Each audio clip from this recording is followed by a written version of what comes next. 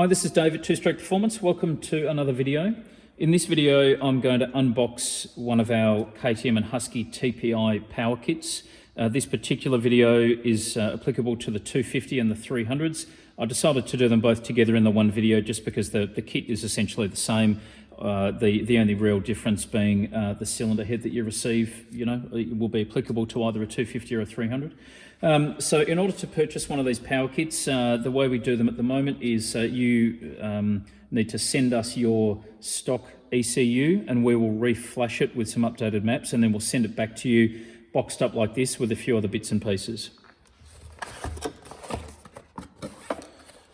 So first things first, you'll get a new spark plug. It'll be an 8 heat range plug. This particular one is an NGK BPR8EIX Iridium plug. It's probably the closest match to the stock plug that's easy to get. There are alternate options for the plug. Sometimes if we can't get stocks of these, you will find that the kit will contain a slightly different plug.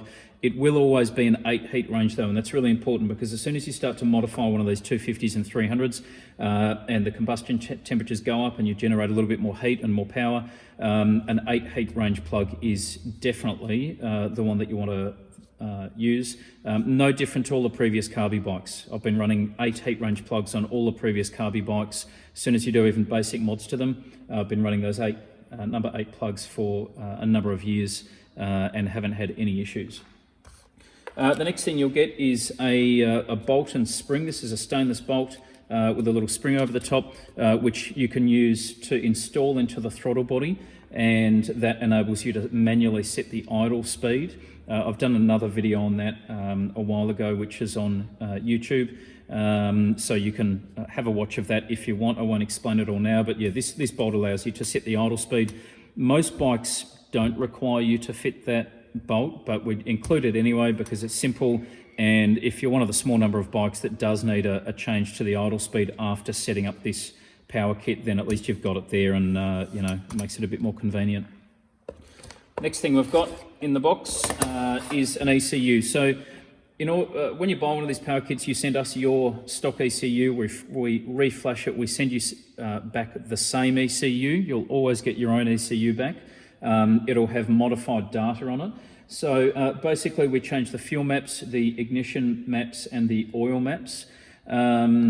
These ECUs do have the ability to basically hold two running maps. So that is 2 sets of data for fuel and ignition. The oil map is the same whether you're in map 1 or 2.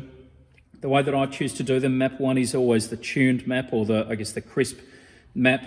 It's safe for normal types of riding, assuming you've got the appropriate compression ratio head for your elevation. It's safe for normal riding conditions or normal sort of racing conditions, using normal pump fuel. In Australia, we have 98 RON pump fuel. That's roughly the equivalent of 91 or 92 over in the USA and over in other countries that use a different measure aside from RON. So that's essentially our highest grade of regular pump fuel. So map 1 is designed to work with that. Map 2, basically, I take that map 1 and pull out a decent amount of ignition advance, so it's got less ignition advance, and I also add a decent amount of fuel. So essentially map 2, it does produce less power, but I more think of it as a safer map. So I'll always suggest for people to use map 2 if you're riding in deep sand, or if you're doing prolonged, really high-speed riding. So they're both situations where the engine can build up a lot of heat. So that's when you'd want to use map 2 ideally, because it reduces temperatures in the engine. It's a lot safer and a lot softer on the engine. You can also use map 2 in really technical situations. As I said, it will produce less power, so it can be used to minimise wheel spin and all the rest. The oil maps that we use, we do add more oil than stock. So especially on the 2020 models for both the 250 and the 300, they actually reduce the amount of oil that the stock maps have by quite a decent amount. So at low throttle, there's about 40% less oil than the 18 and 19 models. And then at wide open throttle, there's about 15% less oil than the 18 and 19 models. So just for safety's sake, we bump up that oil amount back above what the 18 and 19 models have. At the end of the day, as long as your combustion chamber is designed properly, the engine's going to burn pretty much all the oil that you pump into it. Having more oil there usually equals more power, and it certainly equals better reliability.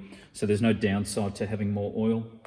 So that's the ECU that you'll receive back. As I said, it will be your own ECU with modified data. You'll have a tuned by TSP sticker on the front of it, and on the back there's a basic setup or instruction sheet which describes in basic terms the process of just quickly tuning the air screw, because every bike does differ. It also lists some basic power valve specs. There's a note there about using MAP 2 in sand or high-speed riding just for safety. And then there's also just a list there of some things to check on every TPO bike, just some things that we see commonly causing faults or issues. So just I guess a bit of advice there to double check all those on your bike when you're fitting this kit. And last but certainly not least, one of our billet cylinder heads. So this is a 300 head here. It's a two-piece billet head, 100% designed and manufactured in Australia. The two pieces separate like that. There are O-rings between the two pieces that seal the coolant. These heads are available in different compression ratios. So for the 250, we have medium compression and high compression. So sticking with the 250 for a moment, for the 18 and 19 models, generally we advise the medium compression head, because those 18 and 19 model 250s are quite soft off the bottom. They've got a very soft ignition curve. Even just fitting the medium comp head makes a huge difference to power. And over the years, or over the last year and a half or so, selling these, we've sold far more of the medium comp heads. So yeah, for the 18 and 19 models, generally for normal riding, we would suggest the medium comp. If you really want maximum bottom end and mid range, then we'd suggest the high comp. But for those earlier models, the medium comp is a bigger seller. For the 2020 models and onwards, they are a better starting point off the showroom floor. They do have I guess a stronger ignition curve, especially. The medium comp head on a 2020 model will definitely give an increase in power over the stock head. But if you're really looking for a big boost to bottom end and mid range on a 2020 model, then we are selling more of the high comp heads for the 2020 250. So for the 2020, it's probably roughly split 50-50 between medium and high compression, depending on the type of power that you're chasing. Whereas the 18s and 19s, majority of bikes, we're doing the medium comp. There's a bit more of an explanation about the I guess the type of power that each of those compression ratios delivers on the website. I suggest you have a look there. You can always shoot us an email because the different compression ratios do put different amounts of heat into the engine, and they also give a different spread of power from bottom end through to top end and over rev. So for the 300s, there are 4 different compression ratios. We've got low, medium, high, and very high. Generally speaking, the times when you would use the low compression on a 300 would be for extreme enduro or hard enduro. So really tight technical riding where you want the smoothest possible power delivery with no surprises and maximum overheating resistance. The low comp design is similar compression ratio to stock, but with a better overall combustion chamber shape. So it gives you that extra smoothness. It does give an increase in power compared to the stock head, even though the compression ratio hasn't changed significantly. But yeah, it's super smooth and definitely suited to that sort of hard enduro type riding. The medium compression design on the 300 is easily the most popular by mile. It suits a really broad range of riding styles and conditions, from tight technical stuff through to faster, more wide open riding. It's kind of the go-to design for most people. Really safe with normal pump fuel. Doesn't get super tiring to ride, but it does give a big increase in especially bottom end and mid range. Well, really big increase in power everywhere compared to stock. But it's not going to rip your arms out. It's not too tiring to ride it. It's just a nice middle ground and makes the 300s ride really, really well. The high comp design either suits someone at sea level who really wants quite punchy bottom end and mid-range power, or it suits someone who's living at, you know, a moderate altitude, maybe 1,000, 1,500 meters, something like that, who wants something just broad and smooth, so a step up from stock without being too punchy at high altitude. The high comp design will work with normal pump fuel at sea level. It is totally safe for that. We've certainly sold plenty of them for people riding at sea level, and as I said, it gives that really punchy bottom end and mid-range. It doesn't allow the bike to rev out quite as far, but if you're only doing, you know, single track or that type of riding, you know, or maybe motocross, it's still absolutely fine. And then finally, the very high comp design is really designed for people living at quite high altitude. So 1,500 meters and above would be my suggestion. Obviously, the higher up you go, the thinner the air is, so the more you need a high compression ratio to maintain decent bottom end and mid-range power. So, you know, roughly, you know, I guess a simple way to explain it would be the very high compression design at around about 1,500 meters elevation is going to give similar power to roughly the medium comp design, or, you know, halfway between the medium and high comp design at sea level. So that's a brief explanation on the compression ratios for the 300. In terms of the breakdown of models, for the 18 and 19 model 300s, we sell a lot of the low and the medium comp heads. And for the 2020 models, we are selling more of the medium comp. We still sell some of the low, but we're selling more of the medium comp. The 2020 models are a better, I guess, starting point off the showroom floor, in that they do have more bottom end and mid-range power than the 18s and 19s. Even with the low comp design on an 18 and 19, you're still getting a big step up in power. With a low comp design on a 2020, you're really refining the power and making it a lot smoother. You still get an increase, but it's not as pronounced.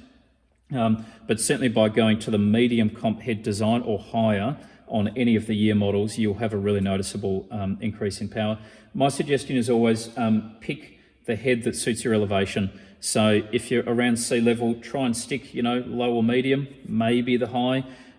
Don't use the very high comp design if you're living at sea level. It's just using an overly high compression ratio when you don't need one really doesn't make for a nice riding bike. It makes for power that is like crazily punchy just off idle, but then goes really, really flat and doesn't want to rev out. So so be sensible with the combustion chambers that you choose. My preference is always like a lower or a moderate compression ratio with a good ignition curve and good fueling. It makes for a much, much smoother bike and a much nicer riding experience. I see, you know, a lot of people trying to run overly high compression ratio heads, which generally vibrate a bit more and just don't rev out as far and aren't quite as nice to ride. So if you have any questions about which compression ratio to choose, send us an email if necessary.